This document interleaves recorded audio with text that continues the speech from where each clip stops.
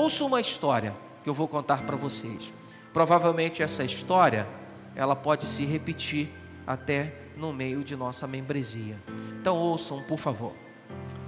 Ronaldo orou para receber a Cristo quando tinha 17 anos. Ele teve alguns meses difíceis e no final destes sentiu-se bastante fatigado. Dizer que ele estava desesperado seria dramático demais, mas era assim que ele se sentia. Ronaldo nunca tivera interesse pela igreja, mas não tinha nada contra ela. Ele não era um ateu ou qualquer outra coisa. Ele apenas não via muito proveito na igreja. Seu amigo Ricardo o convidou para ir a uma reunião de cristãos. Ronaldo se sentiu tão deprimido que pensou: talvez isto me ajude. Portanto, ele foi à reunião com Ricardo e lá conversou com este e com uma jovem chamada Sara, até quase meia-noite. A conversa começou com assuntos triviais, mas se tornou séria quando Ricardo e Sara começaram a compartilhar algumas coisas pelas quais haviam passado recentemente. Em determinado momento, chegou a vez de Ronaldo. Ele não se assentou e começou a chorar ou algo desse tipo. Apenas abriu seu coração e foi muito mais honesto com estas duas pessoas do que às vezes o era até consigo mesmo. Minha vida está fora de controle. Tudo parece estar dando errado. E as coisas que estão indo bem não me parecem ser importantes. Em 5 minutos, ou menos, Sara e Ricardo lhe falaram sobre a maravilhosa vida que ele poderia ter como um cristão e sobre o dom gratuito que ele poderia ter imediatamente, o dom do perdão de Deus para todos os seus erros e sobre a vida eterna com Deus no céu, quando ele morresse. Parecia a melhor coisa que já lhe havia sido ofertada. Também parecia tão agradável que aquelas duas pessoas estivessem assentadas ali, ouvindo-o e contando-lhe essas coisas. Assim, quando Ronaldo lhes perguntou como poderia obter aquilo, Ricardo e Sara lhe deram um livrinho e lhe mostraram um parágrafo em negrito na capa de trás. Era uma oração. Repita depois de mim, disse Ricardo, e Ronaldo fez. Cada vez que Ricardo lia uma sentença e parava, Ronaldo repetia aquela sentença. Ele as estava lendo para Deus, estava orando. Era isso mesmo. Ricardo e Sara lhe disseram com entusiasmo que ele havia se tornado um cristão, porque Deus prometeu que, se alguém confessasse seus pecados, ele o perdoaria. Ronaldo sabia que fizera coisas más, por isso ele orou. Havia terminado a oração, ele estava salvo. Nos anos seguintes, Ronaldo teve uma vida bem correta. Quando ele tinha mais ou menos 40 anos, as pessoas até pensavam que ele era uma coluna da igreja. Ele acabou se envolvendo com a igreja, em que a pregação era estimulante. Os sermões eram curtos, cheios de boas histórias, anedotas memoráveis e ilustrações comoventes. Ronaldo gostava muito de ouvir, especialmente as histórias. Se alguém o encostasse na parede, ele teria de confessar que não conhecia muito bem a Bíblia. Embora houvesse ensinado na escola dominical por vários anos, Ronaldo não podia realmente dizer onde ficavam muitos dos livros da Bíblia, o qual era o assunto do livro, por exemplo, Apocalipse. Ronaldo tinha seus próprios pensamentos a respeito de Deus e os compartilhava com as pessoas, mas não extraía seus pensamentos da Bíblia.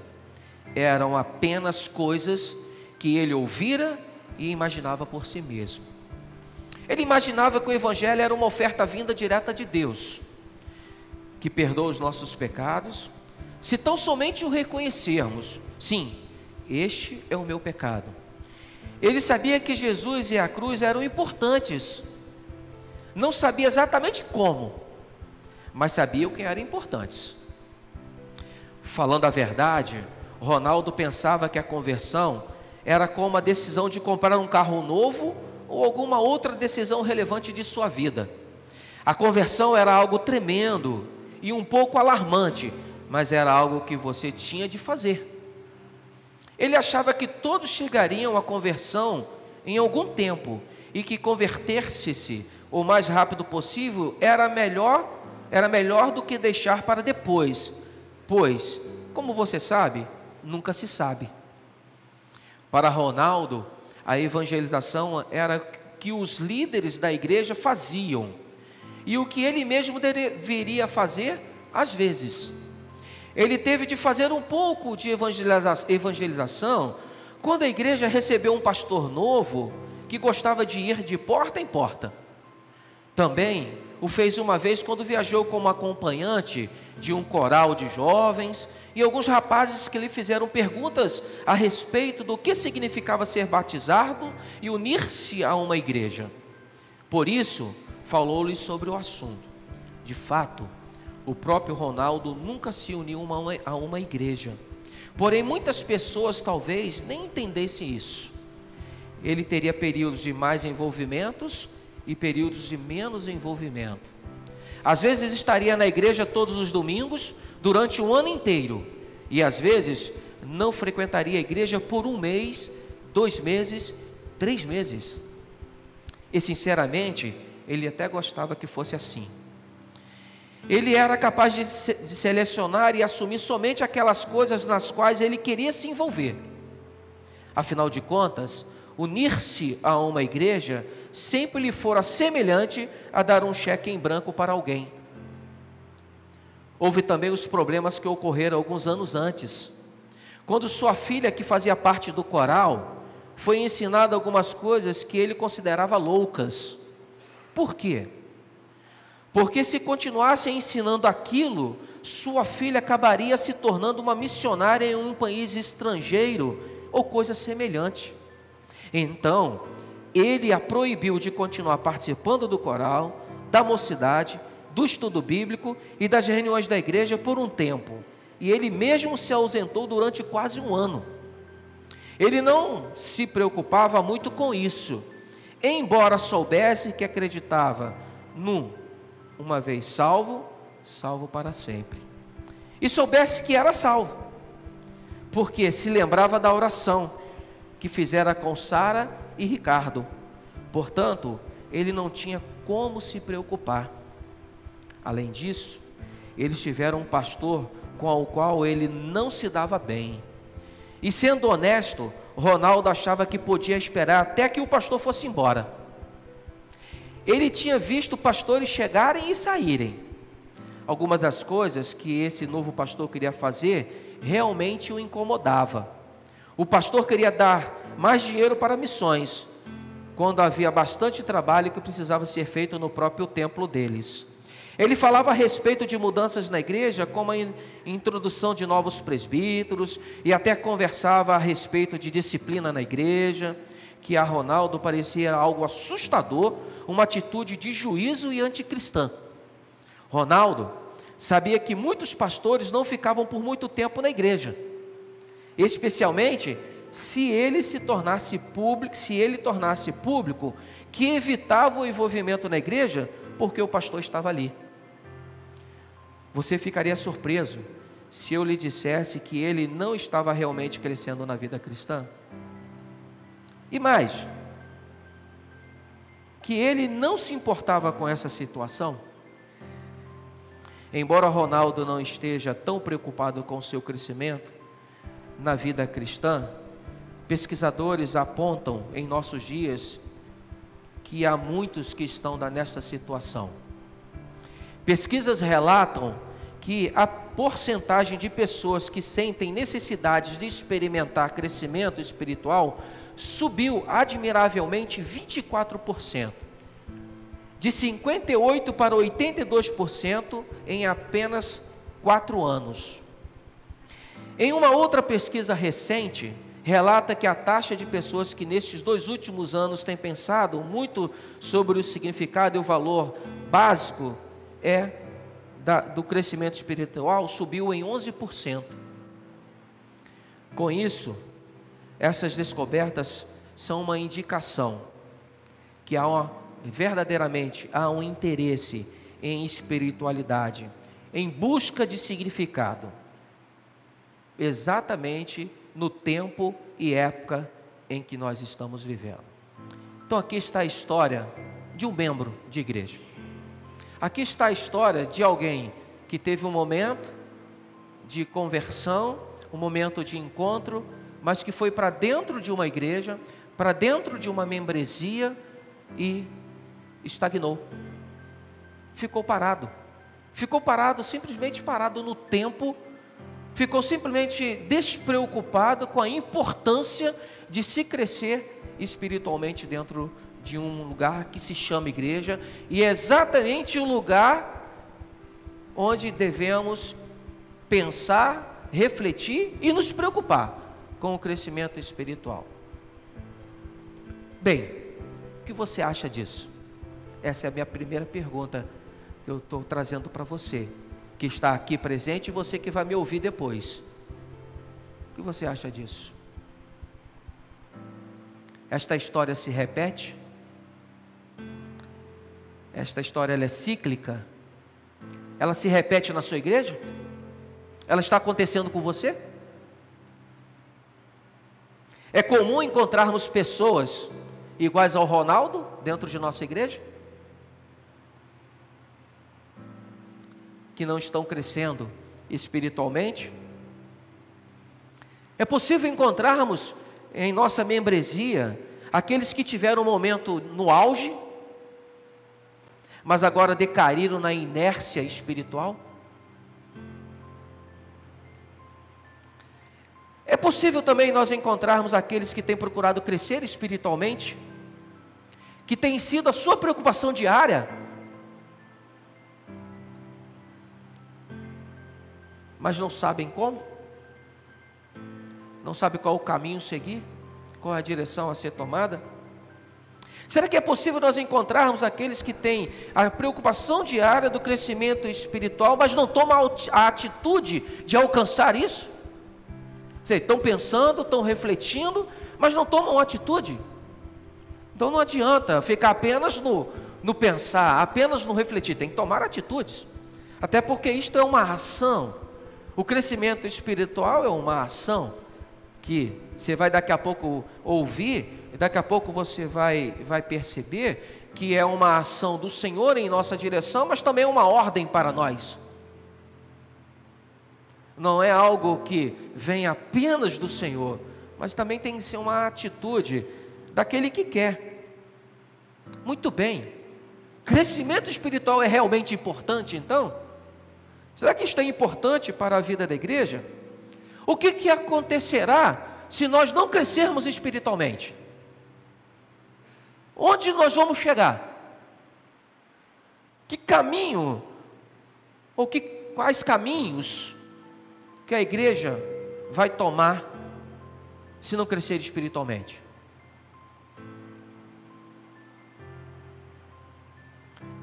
Nós poderíamos, irmãos, enumerar muitas perguntas ainda sobre o tema, mas nós vamos entender parte deste tema hoje. Nós vamos falar um pouquinho sobre este tema, e ele é introdutório, como disse para vocês. Não há nenhuma intenção aqui do pastor de esgotá-lo aqui hoje, até porque a intenção do pastor é falar sobre isto o ano inteiro, é nós refletirmos exatamente sobre isto o ano inteiro, sobre este ensinamento o ano inteiro. Tentarei durante este ano responder as inúmeras perguntas, inclusive estas que deixei aqui para a nossa reflexão nesta manhã. Agora, irmãos, uma coisa que se caracteriza numa igreja saudável, numa igreja que quer crescer espiritualmente, sabe o que é? Interesse. posso trazer diversos ensinos, posso trazer diversos fundamentos bíblicos, posso ser um enorme entusiasta aqui, ensinando sobre este tema, mas se a igreja não tiver interesse no crescimento espiritual, a partir da palavra do Senhor, será apenas uma mania cultural moderna, como temos visto em muitas igrejas, porque virou uma mania, crescimento espiritual, uma mania cultural religiosa, crescer espiritualmente.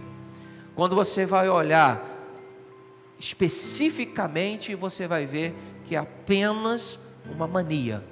Eu não quero que uma igreja viva apenas uma mania.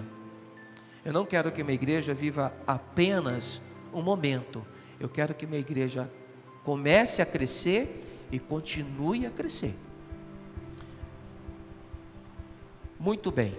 A partir disto, eu queria que você começasse a pensar comigo exatamente sobre esta ideia de crescimento.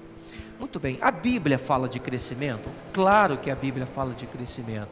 Você pode olhar tanto no Antigo quanto no Novo Testamento, diversas ações do Senhor em direção ao seu povo, mandando ele crescer, inclusive, dando orientações ao crescimento. Você vai ver o Senhor preocupado com o seu povo, não só com o crescimento em qualidade, que se chama crescimento espiritual, mas o crescimento também numérico. Se você que já leu o edital do seu boletim, você já percebeu aí que eu já te deixei algumas dicas. Nós temos assim, basicamente dois grupos, né? Basicamente dois grupos. Aquele grupo que é entusiasta para o crescimento, e aí para esse crescimento ele adota diversas formas para este crescimento, e aí ele está pensando no crescimento numérico e qualitativo. Esse é um grupo, e aí ele estuda, ele procura boas argumentações, ele faz cursos, ele vai para congresso, ele vai para seminário e vai por aí afora. E por outro lado, nós temos um outro grupo que diz assim: não, isso não vai ser bom para a igreja. Crescimento só traz problema. Ter uma igreja muito grande só traz problema. Uma igreja pequena já traz problema, mas só uma igreja muito grande, quantos problemas irão acontecer? Então são mais reservados, são mais tradicionais, são mais precavidos, e por conta disso se afastam, né, desse pensamento em crescer como igreja. Muito bem. Quando olhamos para o Novo Testamento, o crescimento não é só numérico, mas também é qualitativo. Quando você olha para uma igreja e você olha assim para ela, o ano tal, ela tinha, alguns anos atrás, ela tinha uma quantidade de pessoas, e hoje ela tem uma outra quantidade de pessoas, seja ela maior ou menor. Isso quer dizer que esta igreja não é saudável? Nem sempre. Ela pode ter um enorme número e não ser saudável. Ela pode ter um número pequeno e não ser saudável. Como pode também ser ao contrário. Ela pode ter um grande número e ser muito saudável. Como ela pode ter um número pequeno e também ser muito saudável. Então, a quantidade não significa que é saudável ou não saudável. Depende exatamente como esta igreja está lidando com o seu crescimento. Como é que ela está se envolvendo? Como é que ela está trabalhando para amadurecer? Como é que ela está se aprofundando na fé? Paulo, preocupado com isso, quando ele escreve à igreja que estava em Éfeso, no capítulo 4, dos versículos 15 a 16, ele diz assim para a igreja, prestem atenção: mas seguindo a verdade em amor, cresçamos em tudo naquele que é a cabeça, Cristo, de quem todo o corpo, bem ajustado e consolidado pelo auxílio de toda a junta, segundo a justa cooperação de cada parte, efetua o seu próprio aumento para a edificação de si mesmo em amor. Olha aqui, Paulo apontando para a igreja que estava em Éfeso, que as pessoas precisavam crescer, amadurecer e se aprofundar na fé. Paulo escrevendo para a igreja que estava em Éfeso. Muito bem, talvez você me pergunte, como acontece esse crescimento então? Como que isto se dá? Em primeira instância, irmãos, pensando em instâncias, e a primeira, quem dá o crescimento é o próprio Deus. Primeira instância que devemos pensar, quem faz crescer é o próprio Deus. Deus vai trabalhando no seu povo para que ele possa crescer. O Senhor vai trabalhando junto ao seu povo para que ele possa crescer. Com os vínculos, com juntas e ligamentos bem trabalhados, o próprio Senhor promove o crescimento no seu povo. Irmãos, não é um pregador que faz uma igreja crescer. Deus pode até usá-lo. Deus pode usar até o pregador, o pastor que está aqui com as suas pregações expositivas, mas uma coisa nós não devemos esquecer: o pregador está nas mãos do Senhor para que este pregador seja usado para o crescimento da igreja. Paulo, pensando sobre isso, ele escreveu aos crentes que estavam em Corinto, quando eles estavam mais preocupados ou inclinados a valorizar a eloquência dos seus pregadores. Então, Paulo escreve recordando-lhes uma questão. Quando ele olha para a igreja, vê os partidários. E aí ele diz assim para a igreja: eu plantei, Apolo regou, mas o crescimento veio do Senhor, veio de Deus. De modo que nem o que planta é alguma coisa, nem o que rega, mas Deus que dá o crescimento. Então, Paulo, preocupado para que a igreja percebesse essa primeira instância do crescimento, ele ensina para a igreja: quem em primeira instância dá o crescimento é o próprio Deus. Em Marcos capítulo 4, o próprio Jesus contou uma história do reino de Deus, comparando a uma seara que cresce em um campo enquanto o agricultor dormia. Quando ele se levantava e dormia, a seara cresceu. A verdade que Jesus pretendia ensinar não é que devemos ser indolentes e ociosos, e sim que o crescimento do reino de Deus não depende de nós. Deus mesmo está comprometido em garantir o seu crescimento. O próprio Deus está comprometido em promover o crescimento da sua igreja. É um comprometimento em primeira instância que começa em Deus. O Senhor está comprometido, Ele se compromete com a sua igreja em promover o crescimento dela. O Senhor olha para a igreja e fala assim: eu quero ver a minha igreja crescer. Então há uma ação primeira do Senhor em direção ao seu povo. Paulo também, escrevendo aos crentes que estavam em Tessalônica, ele se congratulou com o povo pelo crescimento que ele olhava a igreja. Mas Paulo não falou assim: como vocês cresceram tão bem. Ele não falou assim. Sabe como é que Paulo falou? Ele agradeceu ao Senhor pelo crescimento deles. Claro que, irmãos, crescer deve nos promover, alegria, satisfação, mas ao mesmo tempo deve nos provocar humildade e reconhecimento de que quem dá o crescimento é o próprio Deus. Sabe como é que Paulo se dirigiu à igreja que estava em Tessalônica, lá no capítulo 2, no 2 Tessalonicenses, capítulo 1, versículo 3, assim: irmãos, cumpre-nos dar sempre graças a Deus no tocante a vós outros, como é justo, pois a vossa fé cresce sobremaneira, e o vosso mútuo amor de uns para com os outros vai aumentando. Mas sabe o que primeiro Paulo falou? Cumpre-nos dar graças a Deus. Sabe o que Paulo está falando para a igreja em Tessalônica? Primeiro, agradecemos ao Senhor, porque o crescimento primeiro em instância vem do Senhor. Talvez falando desta forma você já esteja assim pensando: então não precisamos fazer nada. o pastor está falando que em primeira instância o crescimento vem do Senhor, então logo vamos ficar aqui esperando o Senhor nos dar o crescimento? Vamos esperar o Senhor promover o crescimento espiritual em nossa vida, na vida da nossa igreja? Será que nós não vamos fazer nada então? Então não precisamos fazer nada em prol do nosso crescimento. Paramos, esperamos, deixamos Deus agir. Enche-me, Senhor, com teu Santo Espírito, vem aqui, Senhor. Mas e aí, onde nós entramos nessa história toda de crescimento espiritual?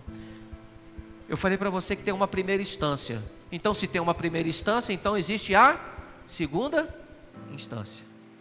Sabe quem são as segundas instâncias? Nós. Sabe quem é a segunda instância? Igreja, povo, crente, cristão. Aí está a segunda instância. Quando nós olhamos Pedro escrevendo à igreja, em especial lá no capítulo 3, é quando ele começa a trabalhar sobre a vida exemplar cristã, e aí ele vai trabalhar sobre a questão dos casados, do amor fraternal, o exemplo de Cristo. O capítulo 3 ele vai tratar especificamente destes temas, né? Quando ele vai olhar para a igreja e vai orientar a igreja. Já no versículo 18 deste mesmo capítulo, Pedro diz assim, ele exorta a igreja a fazer a seguinte coisa: crescei na graça e no conhecimento de nosso Senhor e Salvador Jesus Cristo. Opa, olha aí a segunda instância, olha aí, a ordem é um imperativo, crescei é um imperativo. Crescei é Pedro dizendo para a igreja: vocês precisam ter o desejo de crescer. Vocês precisam ter esta vontade de crescer. Muito bem, Pedro disse isso para a igreja naquele momento. Mas ele disse como fazer? Ele disse por que fazer? Ele falou para a igreja como deveria fazer isso. Se você pegar a carta lá no seu primeiro capítulo, no versículo 8, ele diz assim: porque estas coisas existindo em vós e em vós aumentando, fazem com que não sejais inativos, nem infrutuosos no pleno conhecimento de nosso Senhor Jesus Cristo. Na verdade, Pedro está dizendo assim para a igreja: você que procura atender este imperativo, que procura crescer espiritualmente, crescer no conhecimento que está em Cristo Jesus, sabe o que vai acontecer na sua vida? Você vai deixar de ser inativo, você vai deixar de ser infrutuoso, ou seja, você vai parar de ser desta inércia toda, de não produzir frutos. Você vai produzir frutos, você vai produzir bons frutos. Então, quando você procura crescer espiritualmente, você para de ficar ocioso, você para de ficar parado. Você agora se movimenta em direção cada vez mais ao crescimento. Então, quanto mais se procura crescer espiritualmente, mais vai querer procurar crescer espiritualmente.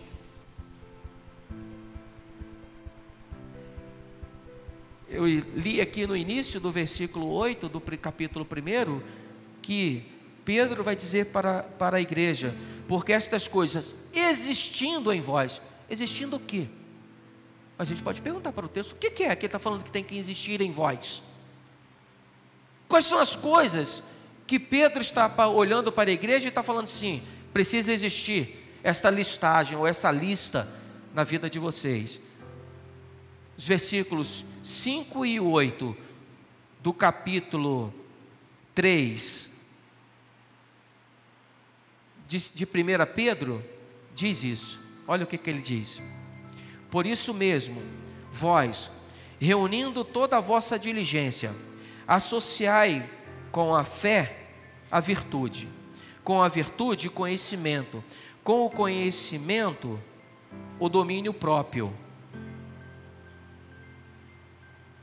com o domínio próprio a perseverança, com a perseverança a piedade, com a piedade a fraternidade, com a fraternidade, o amor, porque estas coisas existindo em vós e em vós aumentando, fazem com que não sejais nem inativos, nem infrutuosos no pleno conhecimento de nosso Senhor Jesus Cristo.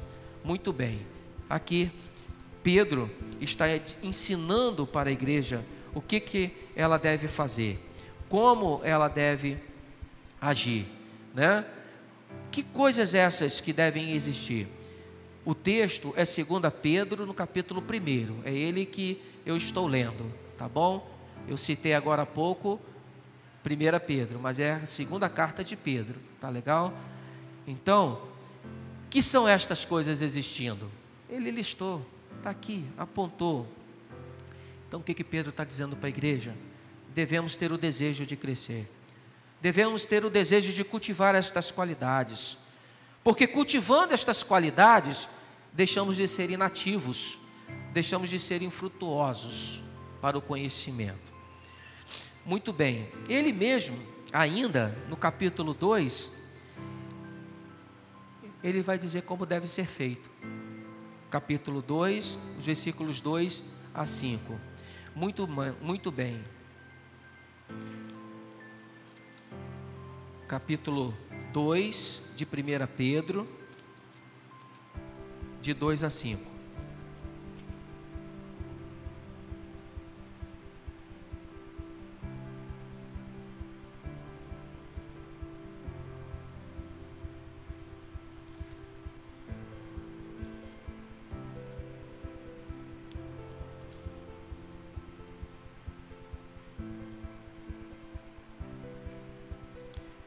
Primeira Pedro 2, de 2 a 5. Olha só, que coisa interessante que ele diz para a igreja. Desejai ardentemente, como crianças recém-nascidas, o genuíno leite espiritual, para que por ele vos seja dado crescimento para a salvação. Se é que já tendes a experiência de que o Senhor é bondoso, chegando-vos para ele a pedra que vive, rejeitada, sim pelos homens, mas para com Deus eleita e preciosa. Também vós mesmos, como pedras que vivem, sois edificados casa espiritual, para ser de sacerdócio santo, a fim de oferecer de sacrifícios espirituais agradáveis a Deus, por intermédio de Jesus Cristo. Aqui Pedro está dizendo para a igreja: você quer crescer? Então é isso que você deve fazer. Aqui ele está dando as orientações. Sólido, como se faz conhecendo o Senhor. Esse crescimento deve ser uma preocupação de todo crente. Não deve ser algo peculiar de cultura ou de manias. Como eu disse logo no início para nós, agora há pouco, há uma mania de achar que crescer espiritualmente é cultural. E as pessoas estão se movimentando neste princípio mandado pelo Senhor de crescer espiritualmente como se fosse uma mania. Crescer espiritualmente não é a mania cultural de nosso tempo, mas é uma ordem do Senhor para todo crente. É ordem do Senhor para todos aqueles que pertencem ao seu povo. Então precisamos parar e refletir verdadeiramente a importância, o significado de crescermos espiritualmente. É necessário que a igreja e cada um de nós olhemos para a nossa vida e nos perguntemos: estamos crescendo espiritualmente? Estamos cultivando este querer, esta vontade? Estamos vivendo isso verdadeiramente como igreja? Será que nós estamos como Ronaldo, contado na história inicial? Vem à igreja domingo a domingo, daqui a pouco do nada desaparece, daqui a pouco aparece, dá aula de escola dominical, mas não conhece Bíblia, cita versículos bíblicos isolados, mas não sabe os princípios bíblicos, porque a sua vida não reflete isto. Ao olhar, são membros infrutuosos, inativos, Será que crescimento espiritual é vir aqui na igreja todo domingo, domingo após domingo, ano após ano, cantar, ler a Bíblia, junto com os irmãos, ouvir o pastor pregar e ir embora e acabou? Encerrei a minha vida de crescimento espiritual, saio da porta, não sei nem mais o texto que o pastor pregou, saio da porta, não sei nem mais o que o pastor ensinou, eu não me lembro nem os cânticos que foram cantados. Na verdade, eu não sei os cânticos, eu só canto porque eles estão projetados. Às vezes canta-se e não sabe nem o que está cantando, às vezes estão se cantando até coisas erradas. Será que isso é crescimento espiritual? Será que crescimento espiritual está aqui todo domingo de manhã, numa escola bíblica dominical, ouvindo o pastor ou o professor falar, ensinar, mas eu não consegui colher nada para a minha vida, eu não consegui separar nada para a minha prática diária, para o meu dia a dia, para viver com toda a intensidade isso? Será que isso é crescimento espiritual? Claro que não, irmãos. Crescimento espiritual é exatamente conhecer do Senhor e prosseguir conhecendo e vivendo, é se moldar ao caráter de Cristo. Isto é crescimento espiritual. Crescimento espiritual não é só colher ensinamentos que eu levo para lá, para a minha vida, vou lá para a minha cultura, para a minha família, o lugar onde eu estou, eu aplico se eu quiser. É facultativo. Não. O Senhor, quando traz a igreja, e ele reúne a sua igreja, que se chama povo, e ele chama a sua família, ele está fazendo isso para promover o crescimento desta igreja espiritualmente, conhecer ao Senhor. Crescimento espiritual é conhecer ao Senhor.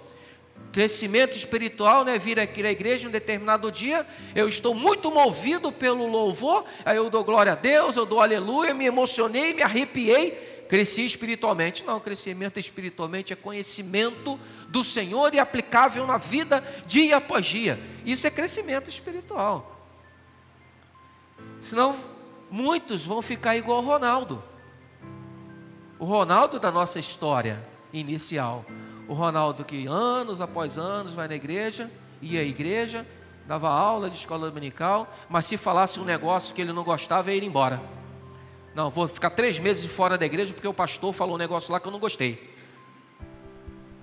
Vou ficar 1 ano sem ir na igreja porque o presbítero foi lá e me chamou a atenção porque eu estava cometendo algo errado, o presbítero chamou minha atenção, eu não gostei dele ter me chamado a atenção.